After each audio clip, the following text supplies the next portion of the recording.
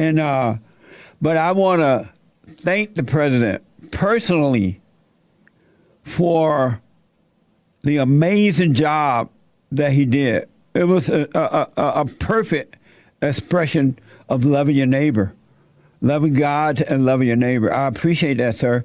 When the president was first elected, I said to the people, leave a little space between you and the president. Don't get all into him because you make him your God. And so you want to learn from him by observing him.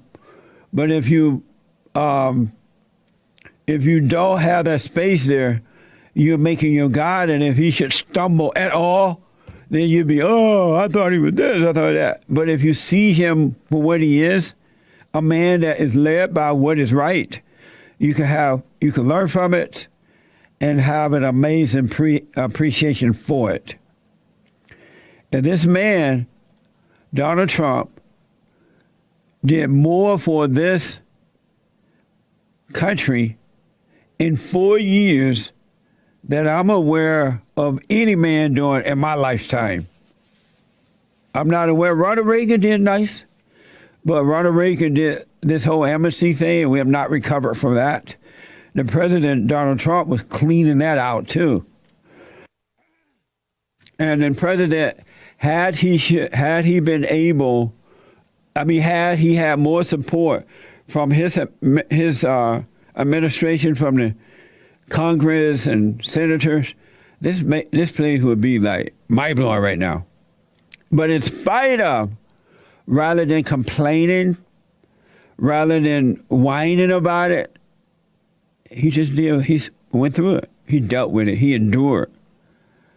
And I'm grateful. I know that Joe Biden is inviting the illegals back already, it seems. But not now. You have to wait. Someone from his support team said that.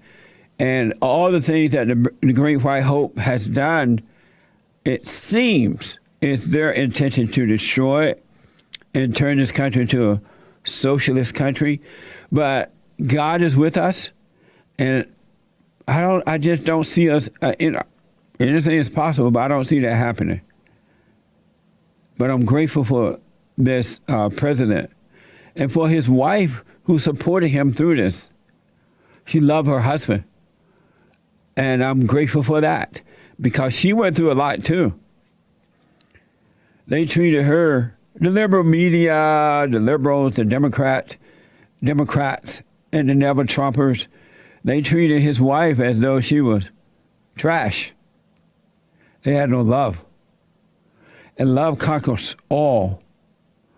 And our theme, Mr. President, this year is loving God with all our heart, soul, and might, our neighbor as ourselves, and to endure. Well, you are a perfect example of that, sir. And I believe that you will be back. I just don't see it as being over. Weak people are destroyed. Strong people endure, and they get better. And so, Mr. President, I am grateful. Are you done with that, Nick? Oh, okay. Mr. President, I appreciate it. And you, sir, was and is an amazing. The things they've done to you and are still trying to do, I don't see myself being able to do that. Not now. Hopefully, if it's God's will, I will. But they're still going after this president. There's some stupid bank that, we don't want his money. They're going after his hotels and all kinds of things. And the president knew beforehand that he would have to go through this. He knew it. He knew it wasn't going to be an easy road to take, to travel. But whenever you're growing in life, the road is not easy. You have to endure it. I remember when, I remember talking to some family members, and they were like, well, No, we were talking about the Chinese virus situation. It's being reported that everybody and their mama died from the Chinese virus. And they're like, I blame Donald Trump for that. Why? Because he didn't do anything. Had he jumped on this right away, we wouldn't be in this situation. And I asked, how do you know he didn't do anything? I ain't heard anything. I'm like, did you know that early in the year when this thing first came out, he stopped travel from China to America? No, I ain't heard nothing like that. I'm like, yeah. And did you know when he stopped the travel from China to the U.S., Nancy Pelosi and others criticized him for that, calling him racist? Nancy Pelosi went down to Chinatown and she was telling the Chinese, y'all come on out of the street, man, it's all right. This virus ain't gonna hurt you. But then when they found it suitable to blame it on the president, they did. They changed it. No, I didn't know that. That's because they watch the liberal news and not fair and balanced news, conservative. The president did that. They didn't even know that the president gave a bunch of money to black colleges in the United States of America.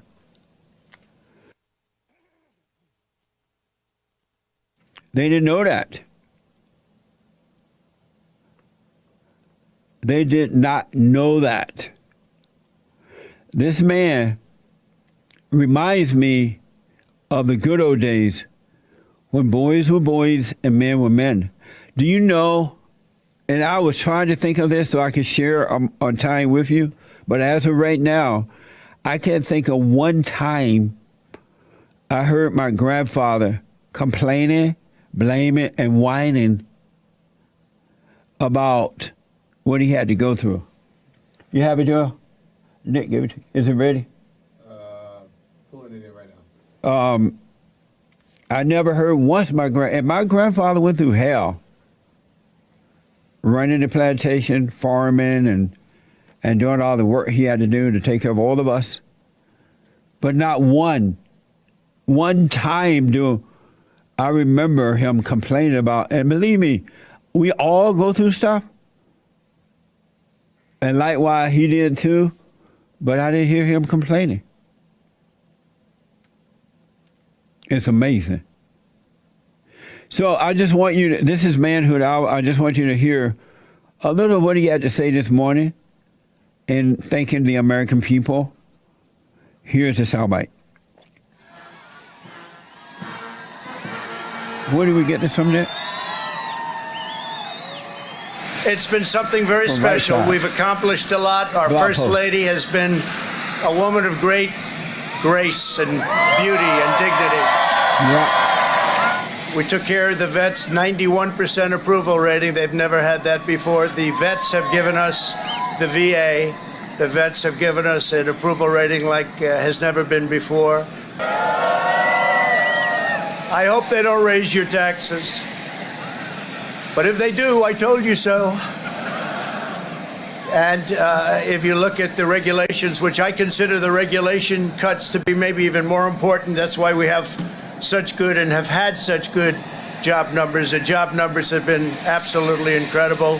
And now the stock market is actually substantially higher than it was at its higher point prior to the pandemic.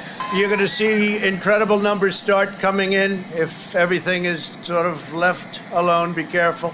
Very complex. Be careful. But you're going to see some incredible things happening. And remember us when you see these things happening, if you would. And I can only say this. We have worked hard. We've left it all, as the athletes would say, we've left it all in the field. We don't have to come and say, we'll never say in a month when we're sitting in Florida, we're not going to be looking at each other and saying, you know, if we only worked a little bit harder, you can't work harder. So with that, I just want to say you are amazing people. This is a great, great country.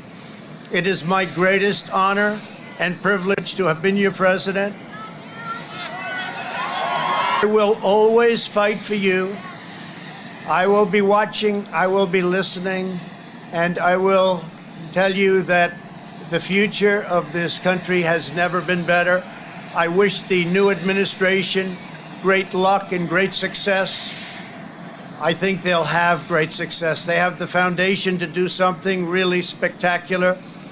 And again, we put it in a position like it's never been before, despite just a goodbye. We love you. We will be back in some form. And again, I want to just, in leaving, I want to thank our Vice President, Mike Pence, and Karen. I want to thank Congress because we really worked well with Congress, at least certain elements of Congress. But we really did. We've gotten so much done that nobody thought would be possible. But I do want to thank Congress. And I want to thank all of the great people of Washington, D.C., all of the people that we worked with to put this miracle together. So have a good life. We will see you soon. Thank you. Thank you very much. Amazing. Thank you very much. Amazing. Amazing. I appreciate that, Mr. President, and I wish you well. I look forward to hearing from you later. I really hope for the day I can interview the president. I have so many questions about life and how he was able to endure, how he perceive his life. But I'm grateful for the president for all things he's done in spite of, and being a good example of doing those things. He was a good example. He is a good example of doing those things, and I'm grateful.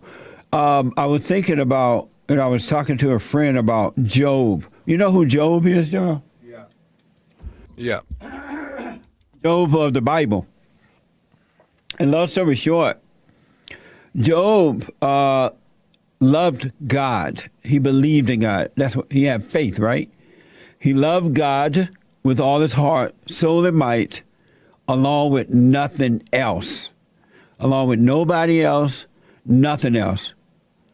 He loved God more than he loved himself, his family, his so-called friends, his reputation, and because he was known for loving God. He believed in God. And he treated his neighbor as himself. He loved his neighbor. So it was known about town that Job loved the president. He had faith. And there's something else in faith and never doubting. It's amazing. It really is amazing. And so it was known that Job was that way around town. Neighborhood knew it. Friends knew it. And then one day, Satan came along. And he and God walking down the road one day. And Satan ran into God. And Satan was like, you know what, God? How your boy Job doing? And God said, all is well. All is well. Oh, yeah? Yes, it is, Job. What's up? And Job like, you think that, Satan was like, you think that Job has faith in you? He believe you? He love you? And God was like, oh, yeah, buddy. At least there's one that love me, and that's Job. And Satan's like, no, God, I don't believe that. I just believe that he loved you because he has everything. And Job had everything. He was married, had children, had land, had all the material things he needed and wanted, and then some, had cattle, cows. And he had friends. He had church members, everybody. He had everything and then some. So Satan was like, so God, you think Job love you and have faith in you? Oh, yeah, without a doubt. No, it's just because you've given him everything. And God was like, whatever. And then Satan said, okay, let me test him. And God like, what do you mean? Let you test him. You better go sit down. devil. No, let me test him to see if he really loves you, or is it because of the stuff, the things, people, places, and things. And God like, really? You want to test my son? Are you crazy? No, I want to show you. He doesn't have faith in you. He doesn't love you. It's because of what he has. And God like, oh, that's an interesting request. You want to test Job, huh? I know you love me, Satan. And you want to test him. All right, go ahead. Test him. And Satan was like, yeah, I'm going to show you. I'm going to show you. You think he loves you. It's about the stuff. It's not about you. And he's like, oh, okay. Go test him. And so Satan went over there to Job's house. And like, Job, how is you? All is well, Satan. What you doing here? He knew Satan was up to something, but didn't know what. And Satan tested, put Job through the test. I want you to hear this because this story is live and well today, right? He put Job through the test. He took away everything that Job owned. The land, the cows, the cats, the dogs. He took away all of that. He took away all Job's money. He had a lot of money in the bank. A lot of money. He took all that away from him. And Job was like, oh, that's something else. Satan, you think you got me, huh? I can see you, Satan.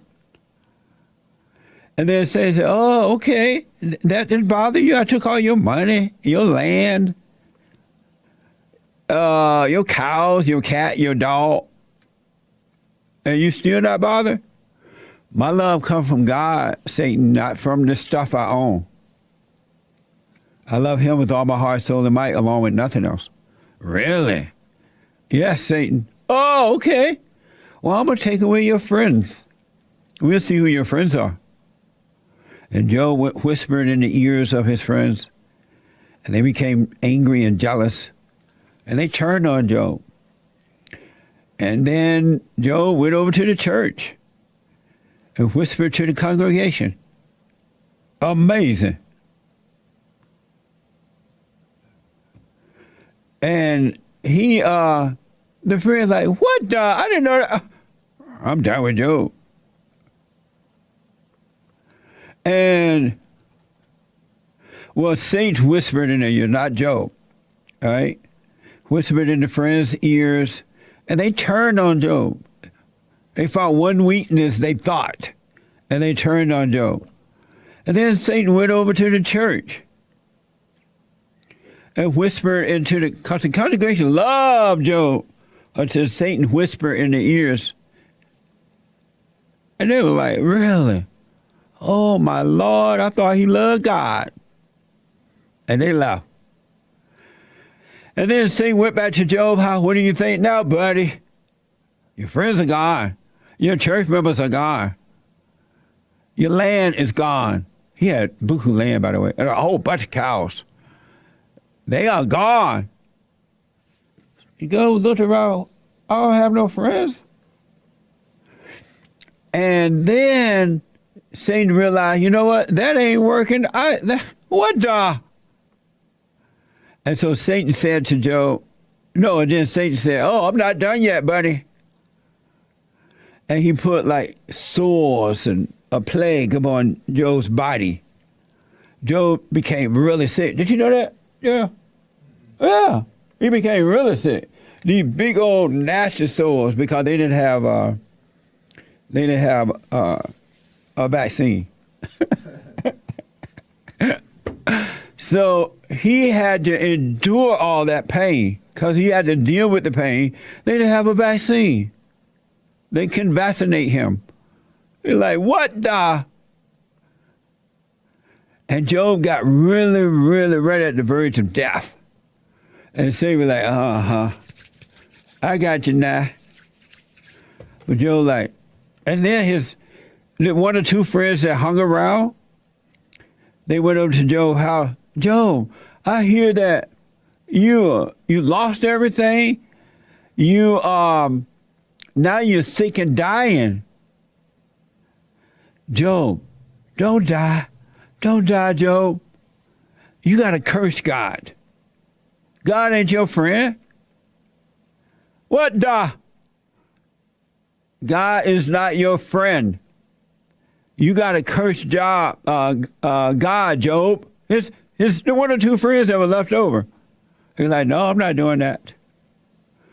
I can't do that. There's no looking back.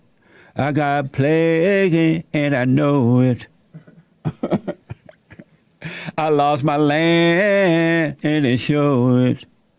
But I can't denounce God. I will not. I love God. Why? Why can't you denounce him? Because it's God who's allowing this to happen. I don't know what I've done, but I know that it's God who is allowing me to go through this. I know that for sure. And Satan was like, what the? And the friends walked away. We're going to die, whatever, right? And then the wife came, and Job lost all his children. Did you know that, Job? No. He lost all his children. They all done died out. This deep. And then some, the children died.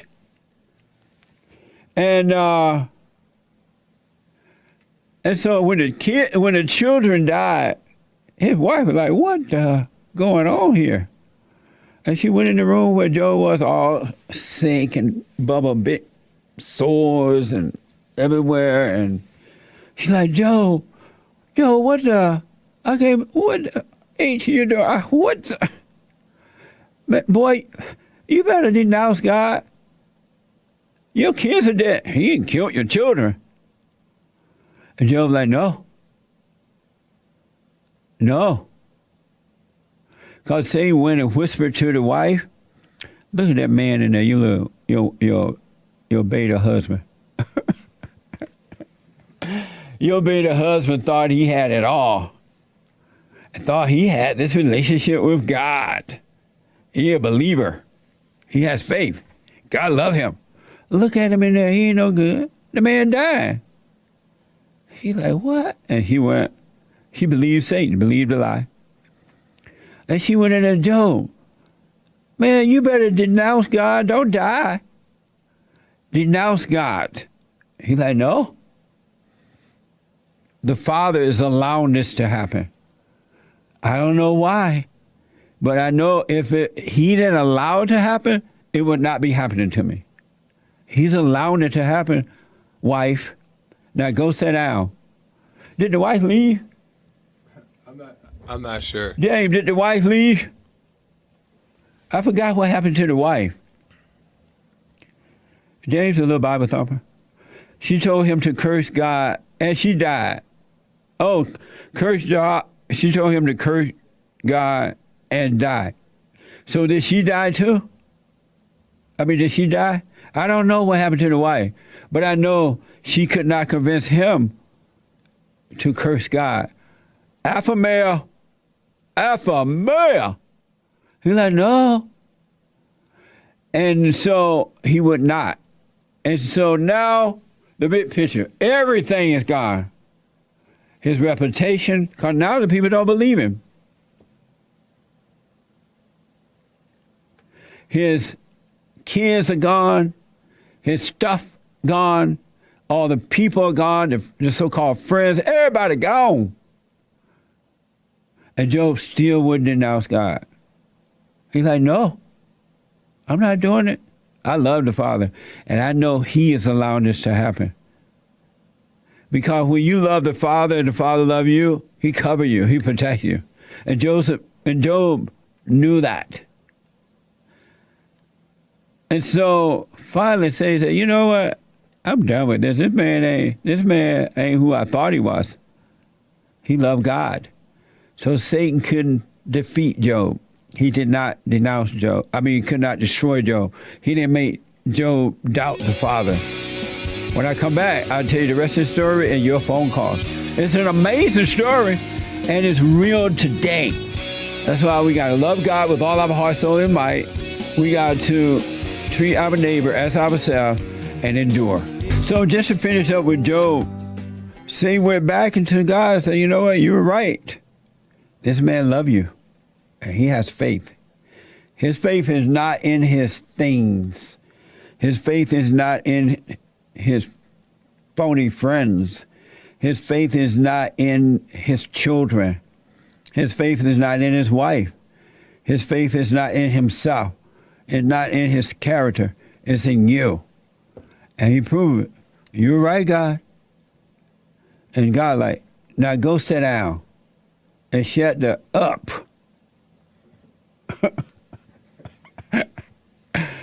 and Satan sat in the corner, and because of Job's faith and love in God, everything was restored to him. God said, see that, Satan? You something else. Everything was restored. He even got married. I don't know that he had this family with his same wife. I forgot what happened to the wife, right? But he got everything back, including some more children. And maybe a new wife, because I can't remember what happened to the old wife. But I do know he was married. He had more children.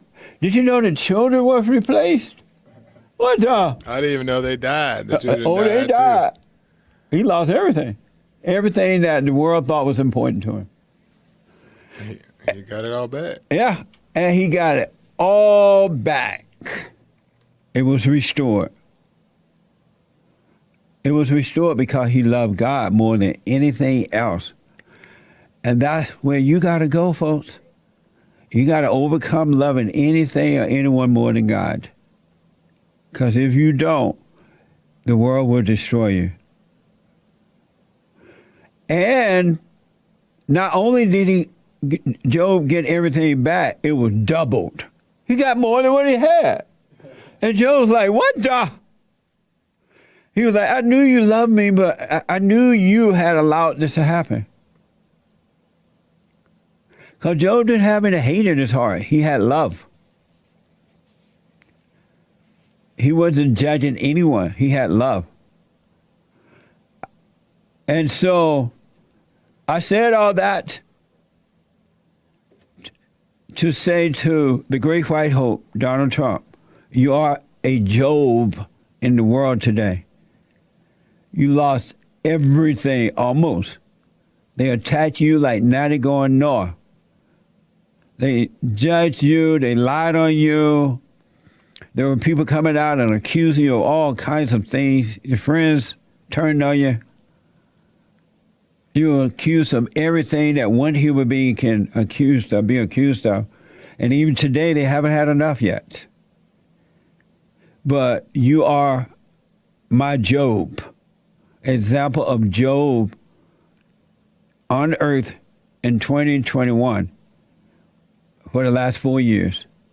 And Mr. President, because you have endured and are still enduring, knowing that God is with you, this if poem, sir, is dedicated to you because you're a perfect example of what happens if you could deal with life in this way. So this poem of if is, it's perfect for the president. And so our way of saying thanks to you, Mr. Donald Trump, the great white hope, this if poem is for you. If, by Rudyard Kipling. If you can keep your head, if you can bear to hear the truth you've spoken, twisted by knaves to make a trap for fools, or watch the things you gave your life to, broken, and stoop and build them up with worn-out tools, if you can make one heap of all your winnings and risk it on one turn of pitch and toss, and lose and start again at your beginnings, and never breathe a word about your loss. If you can force your heart and nerve and sinew to serve your turn long after they are gone, and so hold on when there is nothing in you except the will which says to them, hold on. If you can talk with crowds and keep your virtue, or walk with kings nor lose the common touch, if neither foes nor loving friends can hurt you, if all men count with you, but are none too much, if you can fill the unforgiving minute with 60 seconds worth of distance run, yours is the earth and everything that's in it. And, which is more, you'll be a man, my son.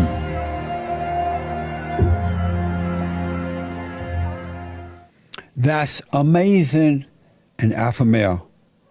We're blessed to have this president, and I'm grateful. Thank you, sir. Our theme this year is to love God. We got to bring back Christianity, to love God with all your heart, soul, and might, along with nothing else, and your neighbor as yourself. We must return to love. So thank you, Mr. President. I know we haven't heard the last of you. This is Manhood Hour.